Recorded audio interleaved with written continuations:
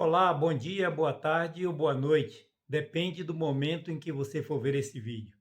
E eu quero hoje meditar aqui num texto sobre o livro de Gênesis, no capítulo 19, sobre Ló e sua família. Falar sobre 4 conselhos vinda do próprio Deus para a vida de Ló, que talvez seja oportuno nos dias de hoje para a minha vida e para a tua vida. E esta meditação vai ao ar assim que estiver editado, e eu peço a vocês que, por favor, por gentileza, continue se inscrevendo, continue comentando, é muito importante para que eu tenha um retorno, para que eu tenha um feedback, para que eu possa saber que vocês estão ouvindo, vendo o vídeo. E também deixe o like, compartilhe e, acima de tudo, se inscreva. Muito, muito bem. Gênesis, no capítulo 19, vai falar sobre a vida de Ló, que morava numa cidade chamada de Sodoma.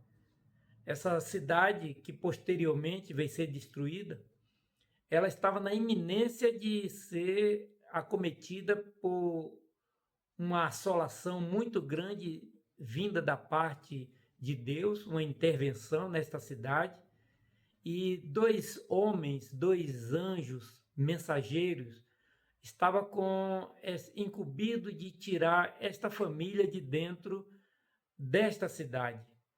E eles primeiro chegaram a Ló e disse para Ló: olha, fale com a sua família, com os seus genros, que vão ser o futuro esposo das suas filhas, e fale com eles, mas se apresse. E esse Ló foi até os genros, falaram e disseram, ele disse como estava na iminência de ser destruída essa cidade. E os genros zombaram dele, não acreditaram, fizeram chacota. E quando foi de manhã, os anjos apertaram a Ló e disse: olha, pega as tuas filhas, a tua família e saia. A cidade vai ser destruída. Isso é com muita rapidez. E Ló demorou. Ele se demorou de fazer estas coisas. Então a Bíblia diz que, como Ló demorou, ele demorava, os homens pegaram ele pela mão. Está no versículo 16, 19 e 16. E pela mão da sua mulher também, e pela mão das suas filhas, sendo o Senhor misericordioso para tirá-los. Isso, e puseram fora da cidade. Ou seja, deu o primeiro aviso, avise aos seus genros. Os genros fizeram chacota. Fez o segundo aviso para tirar a mulher e as filhas. Ló demorou. Então os anjos foram e pegaram ele pela mão e tiraram a força. E esse pegar pela mão aqui, desculpe, a minha visão é essa, não foi com uma certa gentileza. Por exemplo, se tiver um hotel pegando fogo, como já aconteceu e muitas vidas foram ceifadas quando o hotel pegou fogo. Então, supomos que um hotel pegou fogo. Então, alguém vai avisar que o hotel pegou fogo, bate na porta, a pessoa abre e ele diz: olha, cavalheiro, desculpe o incômodo, mas eu devo avisar que você deve pegar os seus pertences, porque houve um inconveniente aqui no nosso estabelecimento e esse estabelecimento precisa ser esvaziado de uma certa forma com rapidez, para que nenhum dano venha sofrer aos nossos clientes. É desse jeito que avisa que está pegando fogo? Ou é sai que vai pegar fogo e você vai morrer? Aquela pessoa vai pegar os seus pertences com a maior rapidez e vai sair correndo desesperado dali. Pois foi o que não aconteceu com Ló. Houve o primeiro aviso, houve o segundo aviso, houve o terceiro aviso e Ló ainda se demorou. Então o anjo pegou ele pela mão dele, da mulher e das filhas. Eu acredito que a Bíblia é muito, ameniza muito esta conversa, porque eu acho que foi pela orelha. Igual nós amamos os nossos filhos e falamos uma vez, falamos a segunda, na terceira já é com a olhada de um olhar 43 e aquela criança vai entender tudo e vai fazer muito mais rápido. Eu estou botando 3 vezes porque na vez do meu pai era só uma. Eu já entendia tudo que ele queria. Então o anjo pegou ele pelas mãos e na minha visão aqui foi pela orelha, foi arrastando. Ora, se foi arrastando pelo cabelo, se foi arrastando pelo nariz, se foi arrastando pela orelha, se foi arrastando pela gola da camisa, para mim não importa, o importante é que ele me arraste e me salve. Mas o fato é que a ordem de Deus deveria ser cumprida. Salvar aquela família. Então o anjo, não havia outro jeito mais, porque já tinha falado 3 vezes, pegou ele pelas mãos e arrastou para fora da cidade. E depois que ele arrastou para fora da cidade, ele dá 4 conselhos que não são dele. Se ele é o mensageiro de Deus, os conselhos que ele deu aqui não foi vinda dele, mas da parte de Deus para aquela família. E eu vou mencionar aqui os 4 conselhos que tem anos e anos que isso se passou. Eu diria mais de 3.000 anos isso. Mas esses conselhos são atual. Serve para nossas vidas hoje. E eu vou discorrer para você sobre estes conselhos que está aqui descrito em Gênesis 19, a partir do verso 17, que diz assim: E aconteceu que, tirando-os fora da cidade, disse, aí vem os conselhos, o primeiro conselho, escapa-te por tua vida. O que é escapa-te por tua vida? É salve a tua vida. Ora, o anjo tinha acabado de tirar da cidade, arrastando ele pelas mãos, entre aspas, colocou fora da cidade de salve a tua vida. O que o anjo está dizendo é que você só tem uma vida, amigo. Não importa se essa vida que você tem está doente, se você está debilitado, se você está fraco, se você está com as tensões altas, se você sofre de diabetes tipo 1 ou tipo 2, não importa, salve a tua vida. Paulo, quando estava preso nas masmorras, no frio, no úmido, ia ser decapitado logo em seguida.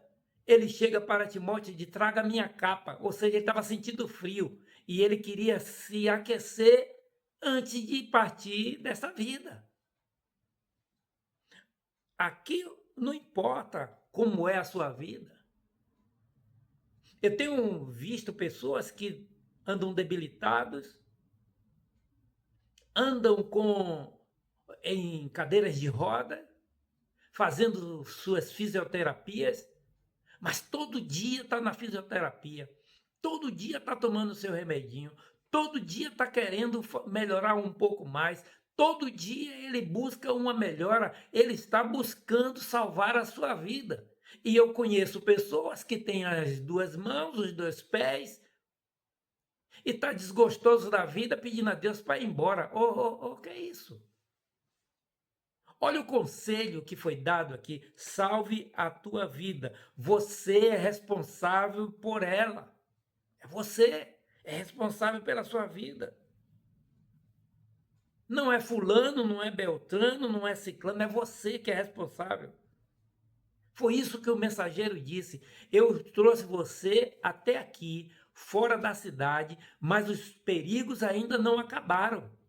Eu trouxe você fora do alcance da destruição, da ira de Deus, mas você vai continuar vivendo a sua vida e os perigos continuarão. E você é responsável para salvar a sua vida. É o primeiro conselho. Deus nos salvou através de Cristo Jesus, mas os perigos rondam a nossa sala.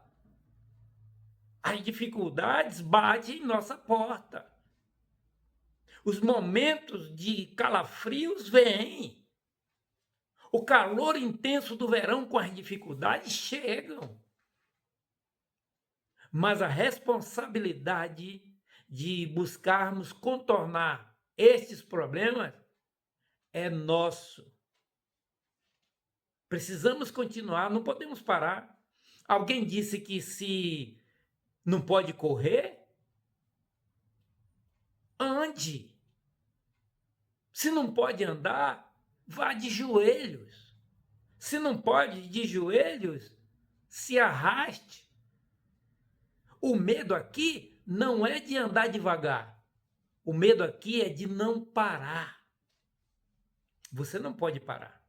Então, este conselho aqui, vindo de Deus, é: salve a tua vida. Você é responsável por ela. Mesmo saindo de uma dificuldade, as dificuldades não cessam. Mesmo resolvendo um problema, vem outro. Mesmo estando com o coração apertado e sendo aliviado naquele momento, outros apertos virão. Então você é responsável pela sua vida. Foi o anjo que disse quando colocou fora do perigo. A partir de agora, você é responsável pela sua vida. E qual foi o outro conselho que ele disse? Não olhes para trás. Por que ele disse não olhe para trás? Olhar para trás é sentir falta. Olhar para trás é sentir saudades do que deixou para trás. Olhar para trás é: eu só vou fazer só essa vez. Olhar para trás é: só mais uma vez e eu paro. Olhar para trás é dizer: segunda-feira eu começo. Lembra? Segunda-feira eu começo? Eu já falei muito isso. Segunda-feira eu começo. Não, segunda-feira eu vou entrar na dieta. Lembra? Pois é, isso é olhar para trás. E olhar para trás é porque sentiu um desejo que está lá dentro. Olhar para trás é bater o arrependimento porque visitou um site. Chora, se arrepende, mas sente o desejo de voltar e dar outra olhada. Olhar para trás é colocar a mão no arado. Olhar para trás, o arado sai torto. Olhar para trás é desejar a não ter saído. Ou ter saído e levado consigo um pouco daquilo que deixou para trás. Veja o que aconteceu com a mulher de Ló que olhou para trás. Não foi o olhar para trás fisicamente. Foi um olhar de: que pena que eu deixei para trás. Então pare de olhar para trás, amigo. Siga em frente. Pare de olhar o seu passado. Que eu fui assim. Que minha família foi assim. Que eu tenho uma maldição hereditária. Jesus salva, cura e liberta na hora. É que parece que gosta de viver olhando para trás. Diz um ditado que quem vive de passado é museu. Você não é museu. Você é uma nova criatura, um renovo está dentro de você, dado pelo próprio Deus. Não olhe para trás. O conselho que deu no passado serve para nós hoje.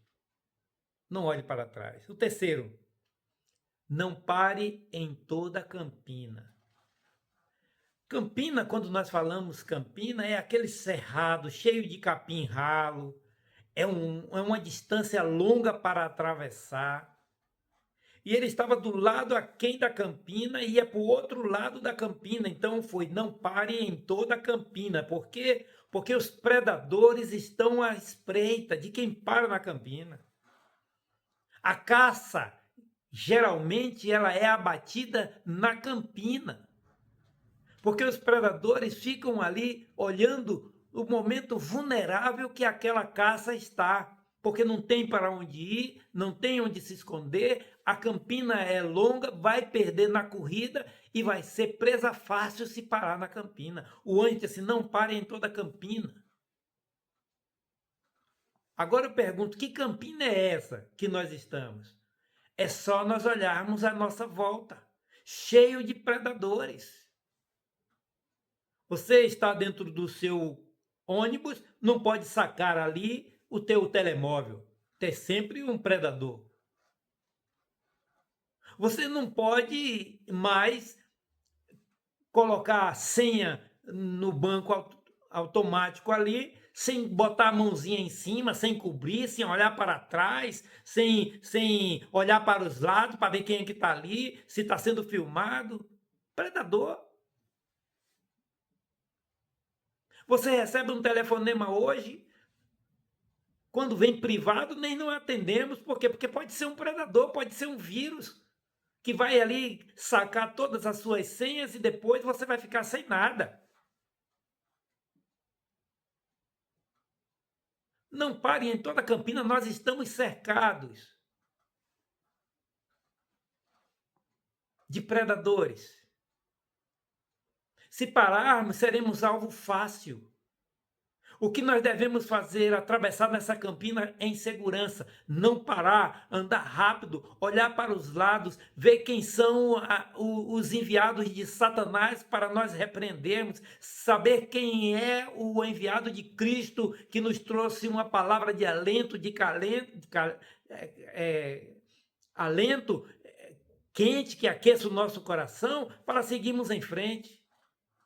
Olha, não parar em toda a campina é ter discernimento de quem está realmente à nossa volta.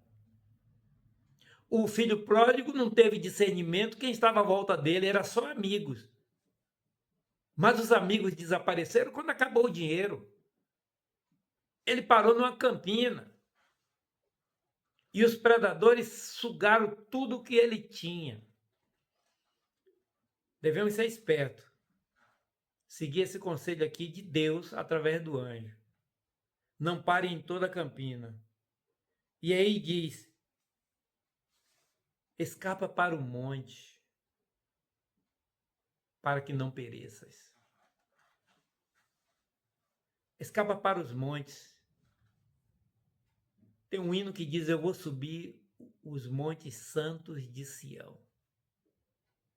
Porque nos montes, você tem o comandamento da área. Nos montes, você vigia quem chega e quem sai. Foge para os montes, porque nos montes é que você detém toda a visão. É no monte que você coloca ali a sua defesa. É na contraencosta ali que você planeja. É o monte que te dá segurança para você prosseguir. Este monte santo de Sião é o nosso Senhor Jesus Cristo. Para podermos escapar e salvar as nossas vidas, para que nós não venhamos perecer. Eu vou lembrá-lo o que está escrito em João 3,16. Porque Deus amou o mundo de tal maneira que deu o seu Filho unigênito para que todo aquele que nele crê não pereça. É o monte. Corra para o monte. Salve a tua vida. Não pare em toda a campina. Não olhe para trás. Você é responsável pela sua vida. Diz que teve um menino, uma criança, muito levada, muito sapeca, aquela criança. E tinha também um sábio nesta cidade. E essa criança disse, eu vou pegar esse sábio. Ele não é tão sábio assim. Aí pegou um filhotinho de passarinho, colocou nas mãos e disse, eu vou levar esse para os sábios e vou perguntar o que é. Se ele disser que esse é filhote de passarinho, eu vou perguntar a ele: esse filhote de passarinho está vivo ou está morto? E se ele disser que está morto, eu abro a mão e mostro o passarinho vivo. E se ele disser que o passarinho está vivo, eu aperto o passarinho morre e eu mostro o passarinho morto. Não tem como ele escapar. Então ele pegou um filhote de passarinho e correu até o sábio e ficou umas penugens ali para dar pista para o sábio do que se tratava. Ficou ali entre os dedos, umas penugens daquela de passarinho. Então aquela criança chegou e disse: sábio, eu vim fazer uma pergunta. Sim, meu filho, diga, o que é que eu tenho aqui nas minhas mãos? Aí o sábio olhou para as mãos dele e viu que aquela criança estava com um olhar malicioso e disse: o que você tem nas suas mãos é um filhote de passarinho. Aí o menino sorriu e disse: é verdade, mas a pergunta não é essa. A pergunta é: esse filhote de passarinho está vivo ou está morto? Aí o sábio olhou, fez uma leitura facial, fez uma leitura das perguntas maliciosa e contra-atacou com outra resposta. Disse: para que este passarinho viva ou morra, depende da sua sensibilidade. E transferiu ali a responsabilidade para aquela criança, a vida do pássaro. Sabe, as nossas vidas estão nas nossas mãos. Para que a nossa vida tenha vida ou morra, depende da nossa sensibilidade. Então eu quero deixar aqui para você estes 4 conselhos que servem para mim também. E quando eu estava meditando, apanhei igual uma lavéia para tirar a poeira. E disse: mas não vou apanhar só. Eu vou transmitir para os meus amigos de Face, de YouTube, de TikTok, de Instagram, amigos íntimos, amigos de longe. Eu vou distribuir também. Não vou ficar sozinho com esses conselhos, não. Então, que Deus abençoe as nossas vidas para que possamos compreender esses conselhos e atualizá-los para os dias de hoje, do século XXI. Tá bem? Deus continue abençoando. Não esqueça de deixar o like e se inscrever. Um grande abraço e até o próximo vídeo. Bye, bye!